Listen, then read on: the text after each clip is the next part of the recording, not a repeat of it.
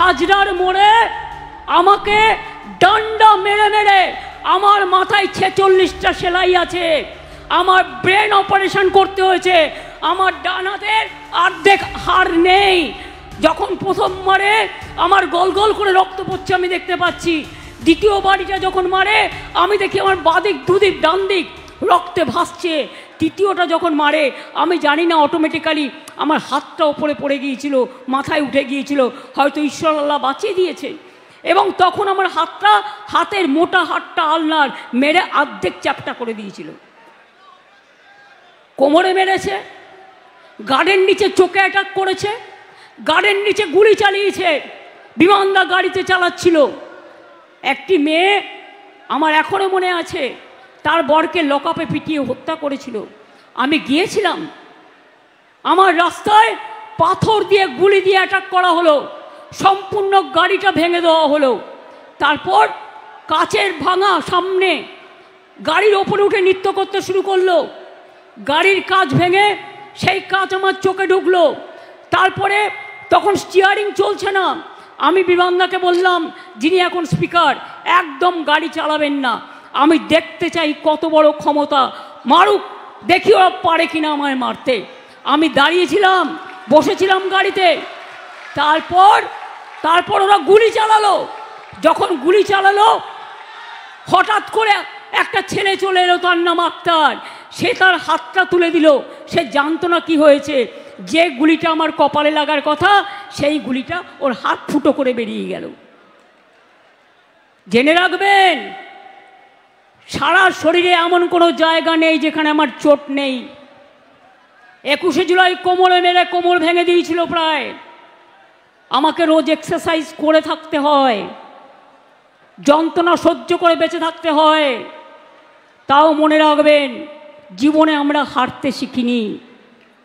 অভিষেক correctly বলেছে, আজকে তৃণমূলকে বাম বিজেপির সাথে শুধু লড়াই করতে হয় না, যত শক্তি আছে সব শক্তির বিরুদ্ধে লড়াই করতে হয়। আমাদের পরিযায়ী শ্রমিকদের উপর অত্যাচার করে তখন মুখের বোল ফোটে না। পরশুদিনও হাবড়ায় একজন মারা গেছেন, তাকে মহারাষ্ট্রে মারা হয়েছিল। 22 লক্ষ বাংলার পরিযায়ী শ্রমিক যারা কাজ ভালো করে তাদের ডেকে নিয়ে যাওয়া হয়, তাদের স্কিল আছে, তাদের গুণ আছে।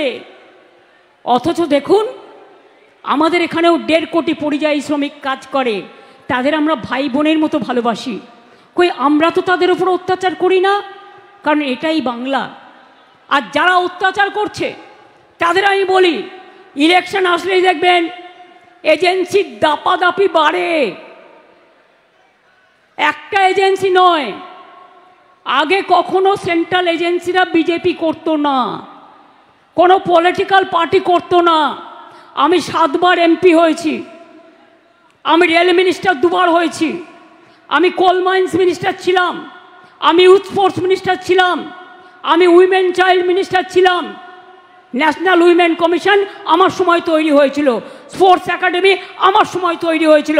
সেই জন্য এখন ছেলেমেয়েরা ভালো রেজাল্ট করছে, এত দিন ধরে প্ল্যানিং করার ফলে। আমাকে শিখিয়ে লাভ নেই, আমি অনেক প্রধানমন্ত্রী দেখেছি। আমি এবার একটা বইও লিখব, কে কেমন ছিল। নেক্সট বই মেলাতে বেরোবে, আপনারা দেখবেন একটা বই লিপিবদ্ধ আমি দিয়েছি। কিছু কাজ অন্তত তার মধ্যে লিপিবদ্ধ করা আছে, আমি কি করেছি।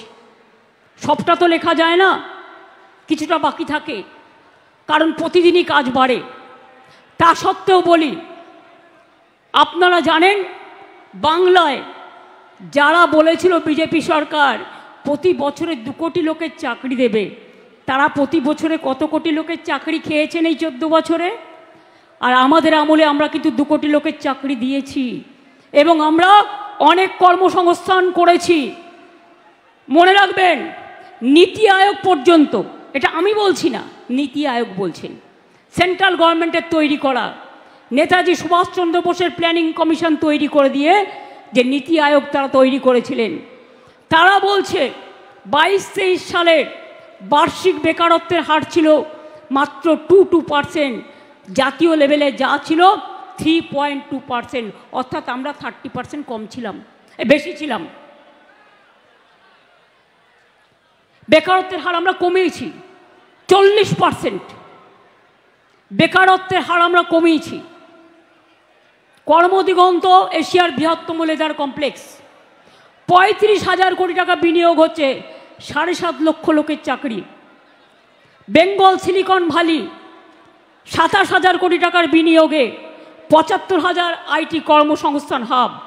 মেট্রো কোচ, ওয়াগন ফ্যাক্টরি, জাহাজ factory, steel factory, power factory, Deucha Pachami, Jangalmahal, 6টা economic corridor, industrial park, MSME, small scale, medium scale, আমরা নাম্বার 1।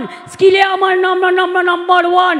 এমএসএমইতে মেয়েদের কর্মসংস্থানের দিক থেকে সেলফ হেল্প গ্রুপে আনন্দধারায় আমরা নাম্বার 1 ইন ইন্ডিয়া।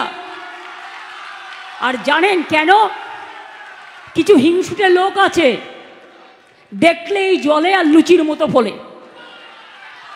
এরা হচ্ছে তাই 100 দিনের কাজে পরপর 4 বছর 5 বছর আমরা 1 নম্বরে ছিলাম। গ্রামীণ আবাস যোজনায় 1 নম্বরে ছিলাম, রাস্তা তৈরিতে 1 নম্বরে ছিলাম। তাই সেলফিশ জায়েন্টরা, যারা হাই লোডেড ভাইরাস, বুঝলেন কিছু?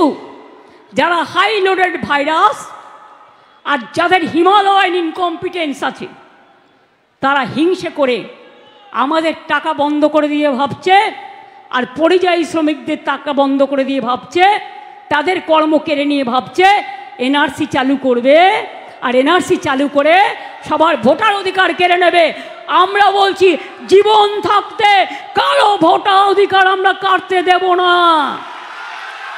আরো ভালো ভালো খবর দেখতে সাবস্ক্রাইব করুন বাংলা হান্টের ইউটিউব চ্যানেল। বাংলা হান্টের আরো খবর দেখতে নজর রাখুন। বাংলা খবর মানেই বাংলা হান্ট।